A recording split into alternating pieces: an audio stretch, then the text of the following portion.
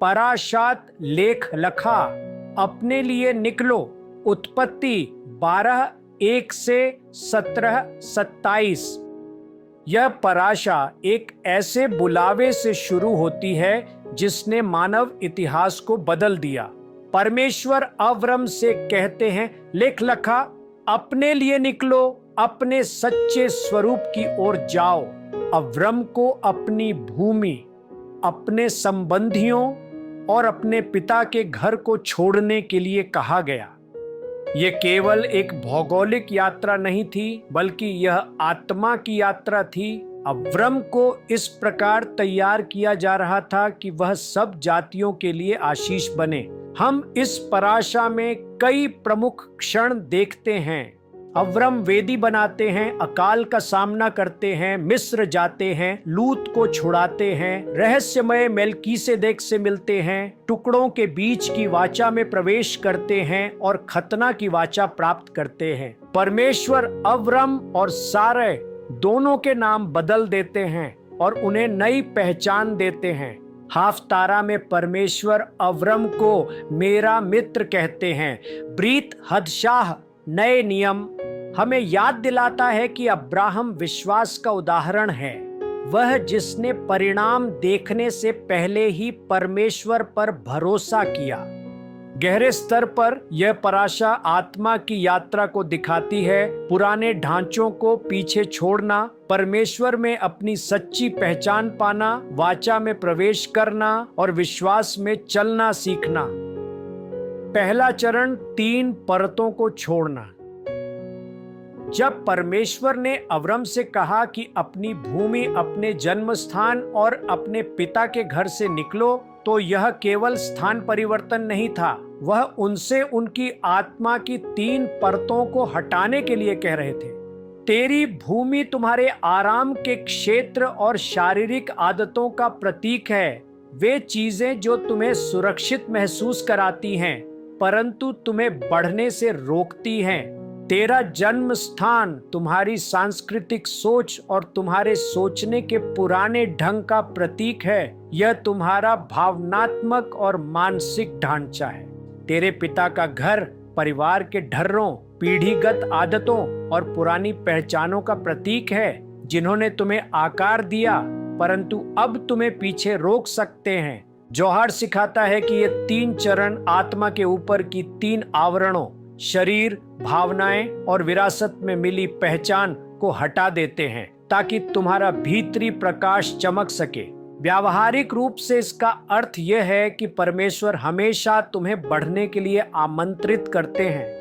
वह तुम्हें उन आदतों को छोड़ने को कहते हैं जो केवल शरीर को तृप्त करती हैं, उन विचारों को छोड़ने को कहते हैं जो विश्वास को सीमित करते हैं, और उन पहचानों को छोड़ने को कहते हैं जो अब उस व्यक्ति से मेल नहीं खाती जिससे वह तुम्हारे अंदर बना रहे हैं।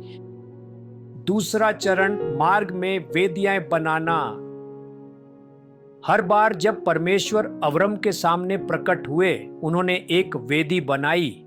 एक वेदी स्मारक भी है और समर्पण का स्थान भी। यह वह बिंदु है जहां स्वर्ग ने पृथ्वी को छुआ, जहां परमेश्वर ने बात की, जहां वादा स्थिर हुआ। अब्राम ने न केवल वेदी बनाई बल्कि परमेश्वर के नाम को पुकारा। यह हमें सिखाता है कि हर बार जब परमेश्वर हमें छूते हैं, हमें कृतज्ञता के साथ प्रतिक्रिया देनी चाहिए। जब परमेश्वर तुम्हें कोई सफलता या उत्तर देते हैं तो रुककर धन्यवाद दो। उस क्षण को चिन्हित करो, प्रार्थना करके, डायरी में लिखकर, दीप जलाकर, भेंट देकर या गवाही साझा करके। जब तुम अपने जीवन में ऐसी वेदियां बनाते हो तो तुम स्मरण की एक पगडंडी बनाते हो ताकि कठिन समय में पीछे मुड़कर कह सको, परमेश्वर उस समय विश्वास योग्य थे, वह अब भी विश्वास योग्य रहेंगे। तीसरा चरण मिस्र और अकाल। आज्ञा का पालन करने के तुरंत बाद अब्राम को अकाल का सामना करना पड़ा। यह अकाल उन्हें मिस्र की ओर ले गया। इब्रानी में मित्सरयिम, मिस्र का अर्थ है संकीर्ण स्थान। यह दिखाता है कि कभी कभी परमेश्वर दबाव की स्थिति का उपयोग हमें आगे बढ़ाने के लिए करते हैं। तुम्हारे मिस्र के क्षण दंड नहीं हैं, वे प्रशिक्षण स्थल हैं। संकीर्ण स्थानों में भी परमेश्वर तुम्हें दिशा देते हैं और तुम्हें तैयार करते हैं। लूत और छोड़ने की शक्ति। जब अब्राम और लूत के चरवाहों के बीच झगड़ा हुआ, अब्राम ने विवाद के बजाय शांति को चुना। उन्होंने लूत को पहले चुनने दिया, चाहे इसका अर्थ अच्छा भाग छोड़ना ही क्यों न हो। केवल जब लूत अलग हो गया तब परमेश्वर ने अब्राम से कहा, अपनी आंखें उठाकर देखो। कभी कभी परमेश्वर तुम्हारी दृष्टि का विस्तार तभी करते हैं जब तुम उस चीज को छोड़ देते हो जो तुम्हारे साथ आगे चलने के लिए नहीं बनी है। मेल्किसेदेक का आशीर्वाद। लूत को छुड़ाने के बाद अब्राम मेल्किसेदेक से मिलते हैं, शांति के राजा और परम प्रधान परमेश्वर के याजक। मेल्किसेदेक ने उन्हें रोटी और दाखमधु से आशीष दी। रोटी शारीरिक आवश्यकताओं का प्रतीक है और दाखमधु आत्मिक आनंद का। अब्राम ने अपनी सारी वस्तुओं का 10वां भाग दिया। यह हमें सिखाता है कि जब हम आशीष प्राप्त करते हैं तो हमें कृतज्ञता और उदारता के साथ प्रत्युत्तर देना चाहिए। टुकड़ों के बीच की वाचा। परमेश्वर ने अब्राम के साथ एक अद्भुत दर्शन में वाचा बांधी।